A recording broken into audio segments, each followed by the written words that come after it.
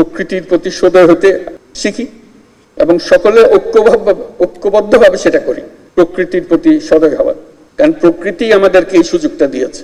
প্রধান উপদেষ্টা ডক্টর মোহাম্মদ ইউনূস মৎস্য সম্পদ বৃদ্ধির লক্ষ্যে সবাইকে ঐক্যবদ্ধভাবে কাজ করার আহ্বান জানিয়েছেন।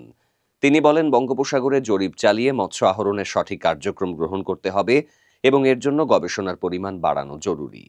সোমবার সকালে বাংলাদেশ চীন মৈত্রী সম্মেলন কেন্দ্রে মৎস্য সপ্তাহের উদ্বোধনী অনুষ্ঠানে তিনি এসব কথা বলেন।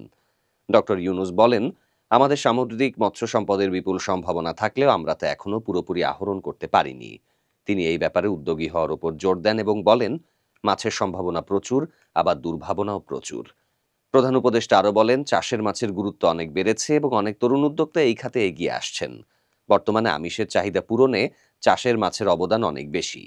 তিনি ইলিশ মাছের প্রসঙ্গ তুলে বলেন, সঠিক সময়ে নিষেধাজ্ঞা মানলে মাছের প্রাপ্তি বাড়বে এবং তা দেশের মানুষকে সাশ্রয়ী মূল্যে সরবরাহ করা সম্ভব হবে।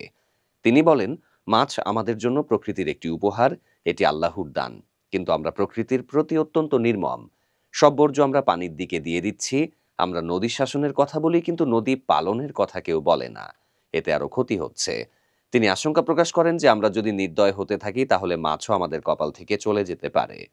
ডক্টর ইউনূস মৎস্য শিল্পকে একটি ইন্ডাস্ট্রি হিসেবে গড়ে তোলার উপর গুরুত্ব আরোপ করেন এবং এর জন্য বিশ্বমানের বিশেষজ্ঞদের গবেষণাকে কাজে লাগানোর কথা বলেন।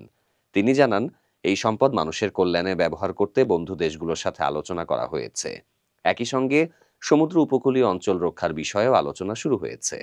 তিনি অবৈধ জাল ব্যবহার করে মাছ ধরা, জলাশয় দূষণ এবং জলবায়ু পরিবর্তনের মতো বিষয়গুলো থেকে বেরিয়ে আসতে টেকসই পদ্ধতি আবিষ্কারের ওপর জোর দেন।